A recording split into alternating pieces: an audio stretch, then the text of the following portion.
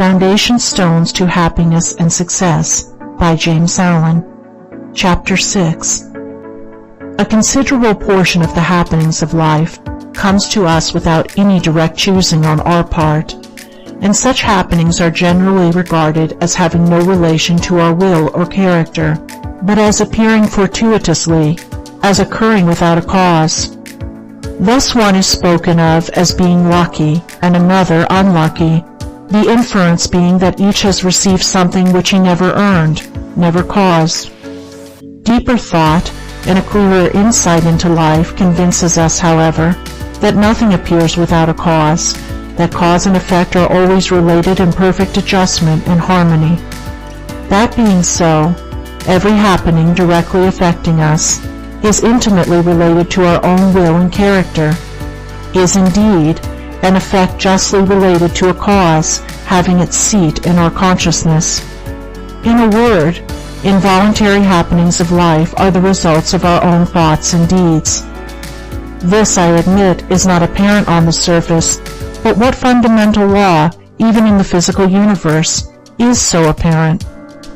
If thought, investigation, and experiment are necessary to the discovery of the principles which relate one material atom to another, even so are they imperative to the perception and understanding of the mode of action which relate one mental condition to another. And such modes, such laws, are known by the right doer, by him who has acquired an understanding mind by the practice of true actions. We reap as we sow. Those things which come to us, though not by our own choosing, are by our own causing. The drunkard did not choose the delirium tremens or insanity which overtook him, but he caused it by his own deeds.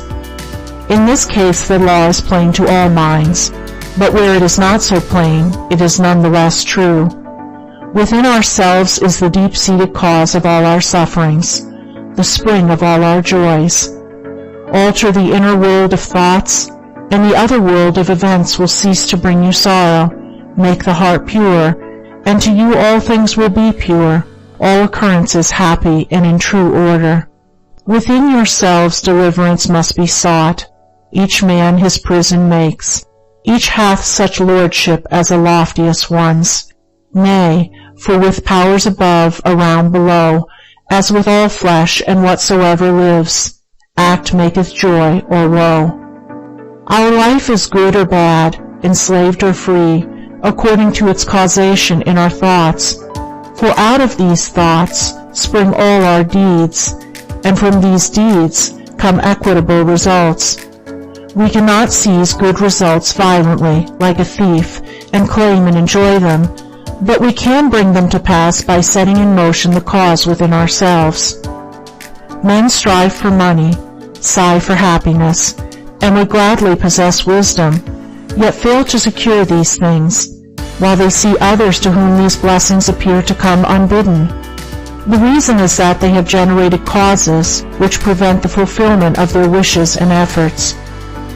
Each life is a perfectly woven network of causes and effects, of efforts or lack of efforts, and results, and good results can only be reached by initiating good efforts, good causes. The doer of true actions, who pursues sound methods, grounded on right principles, will not need to strive and struggle for good results. They will be there as the effects of his righteous rule of life. He will reap the fruit of his own actions, and the reaping will be in gladness and peace. This truth of sowing and reaping in the moral sphere is a simple one, yet men are slow to understand and accept it. We have been told by a wise one that the children of darkness are wiser in their day than the children of light. And who would expect, in the material world, to reap and eat where he had not sown and planted? Or who would expect to reap wheat in the field where he had sown tares, and would fall to weeping and complaining if he did not? Yet this is just what men do in the spiritual field of mind and deed. They do evil and expect to get from it good, and when the bitter harvesting comes in all its ripened fullness, they fall into despair and bemoan the hardness and injustice of their lot, usually attributing it to the evil deeds of others. refusing even to admit the possibility of its cause being hidden in themselves, in their own thoughts and deeds. The children of light, those who are searching for the fundamental principles of right living, with a view to making themselves into wise and happy beings, must train themselves to observe this law of cause and effect in thought, word, and deed, as implicitly and obediently as the gardener obeys the law of sowing and reaping. He does not even question the law. He recognizes and obeys it. When the wisdom which he instinctively practices in his garden is practiced by men in the garden of their minds, when the law of the sowing of deeds is so fully recognized that it can no longer be doubted or questioned, then it will be just as faithfully followed by the sowing of those actions which will bring about a reaping of happiness and well-being for all. As the children of matter obey the laws of matter, so let the children of spirit obey the laws of spirit, for the law of matter and the law of spirit are one. But they are two aspects of one thing, the outworking of one principle in opposite directions.